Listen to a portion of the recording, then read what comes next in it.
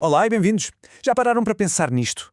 Como é que o som da voz humana, que é no fundo uma onda a viajar pelo ar, se transforma num fecheiro que podemos guardar num telemóvel? A resposta está numa espécie de ponte. Uma ponte entre dois universos completamente diferentes. De um lado, o nosso mundo, o mundo analógico, que é contínuo. Do outro, o mundo digital, que é discreto, feito de números. Vamos lá perceber como é que esta tradução acontece. Pois, esta é a grande questão, não é?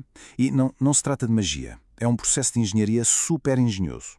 Nesta nossa análise, vamos basicamente atravessar essa ponte que torna possível quase toda a nossa tecnologia moderna, desde uma simples chamada telefónica até à música que ouvimos em streaming. E essa ponte, esse caminho, é o que chamamos de conversão analógico-digital. É precisamente aqui que a realidade física, o som, a luz, a temperatura, é transformada na única linguagem que os computadores realmente entendem. Vamos ver, passo a passo, como é que isto funciona. Ok, primeiro que tudo temos de perceber bem os dois territórios que esta ponte está a ligar. De um lado, temos o mundo analógico, o mundo da física, das nossas sensações, onde tudo flui de forma contínua. E do outro, o mundo digital, o reino dos computadores, um mundo construído com valores finitos, com degraus. A diferença é de facto fundamental. Pensem assim, o mundo analógico é contínuo. Entre dois pontos há uma infinidade de outros valores possíveis, como por exemplo a temperatura numa sala, que não salta de 20 para 21 graus. Ela passa por todos os valores intermédios. Já o mundo digital, esse é discreto. Só trabalha com um número limitado de valores. É como uma escada, ou se está num degrau ou no outro. Não há nada no meio. Um sinal analógico, como uma onda sonora, por exemplo, representa-se assim. Uma curva perfeitamente suave, sem interrupções. Cada instante no tempo tem um valor de amplitude único. É fluido, é como descer uma rampa. Em total contraste, um sinal digital parece muito mais com uma escadaria. Não há valores no meio, ou se está em cima, num nível que podemos chamar de 1, ou se está em baixo, num nível 0. É no fundo uma aproximação do mundo real, mas uma aproximação feita de blocos. Então, a pergunta é, como é que se passa da rampa suave para a escadaria de blocos? Bem, o processo tem 3 passos essenciais.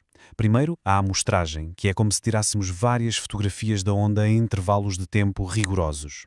Depois, vem a quantização, onde atribuímos um valor numérico a cada uma dessas fotografias. E, por fim, a codificação, que traduz esses números para a linguagem dos computadores, zeros e 1.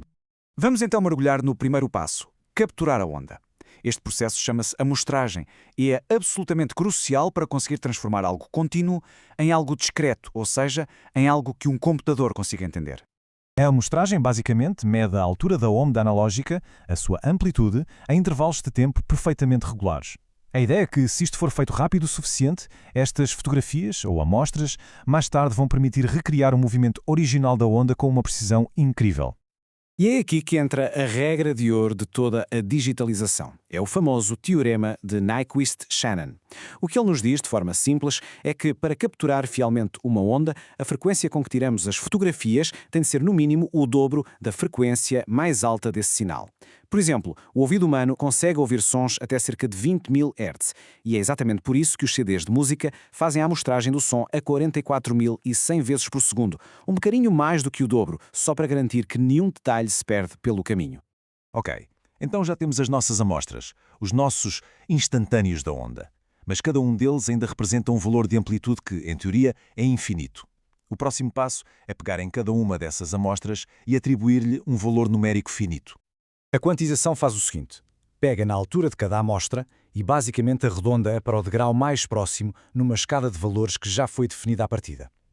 O número de degraus que temos disponíveis é o que se chama de resolução. A analogia dos lápis de cera é perfeita. Quanto mais lápis de cores diferentes tivermos, mais fiel vai ser o nosso desenho. Por exemplo, não se chama de 8 bits como o que se usava na telefonia tradicional, temos 256 lápis de cera, ou seja, 256 níveis possíveis para representar a altura da onda. É o suficiente para a voz ser perfeitamente perceptível, claro, mas não tem grande fidelidade. Agora, quando saltamos para um sistema de 16 bits, como o do áudio de um CD, o número de degraus dispara para mais de 65.000. É uma diferença brutal. Com tantos níveis, a nossa aproximação em escada fica com degraus tão fininhos que se torna quase impossível distinguir da rampa suave e contínua original. Muito bem. O nosso sinal foi amostrado, foi quantificado e agora cada um desses valores numéricos é codificado em linguagem binária. A partir deste exato momento, a nossa onda sonora existe apenas como uma longa sequência de zeros e uns. E é aqui que a verdadeira magia do mundo digital começa e se abre todo um novo universo de possibilidades. O ponto fundamental é este. Os dados digitais são incrivelmente robustos. Primeiro, são muito mais imunes ao ruído e à degradação. Segundo, podem ser guardados e copiados as vezes que quisermos, milhões de vezes, sem qualquer perda de qualidade. Uma cópia é sempre perfeita. E, finalmente, permitem fazer processamentos super complexos, filtros, compressão de ficheiros, efeitos especiais, coisas que seriam praticamente impossíveis de fazer no mundo analógico. Certo. Agora vamos ligar estes conceitos todos, que parecem um bocado teóricos, à forma como nós, no dia-a-dia, experienciamos o som. A qualidade daquilo que se ouve é um resultado direto das escolhas que foram feitas durante este processo de conversão. Olhando para esta tabela, percebe-se tudo na perfeição. Vejamos. Uma chamada telefónica normal sacrifica a qualidade. Usa apenas 8 bits e uma amostragem baixa de 8 kHz. Tudo em nome da eficiência, para usar menos dados. Já o áudio de um CD eleva imensa fasquia para obter alta fidelidade, 16 bits e 44.1 kHz. E depois temos o áudio de alta resolução, que leva isto ao extremo, com 24 bits e taxas de amostragem altíssimas para capturar cada detalhe ínfimo. É sempre um equilíbrio entre a qualidade que se quer e a quantidade de dados que se está disposto a usar. E, claro, para que o som possa ser ouvido, os nossos telemóveis, os nossos computadores, fazem a viagem exatamente ao contrário. Existe um componente chamado conversor digital analógico, ou DAC, que lê a sequência de zeros e uns e recria a onda analógica original. Essa onda é depois enviada para os auscultadores ou para as colunas. E terminamos com uma reflexão.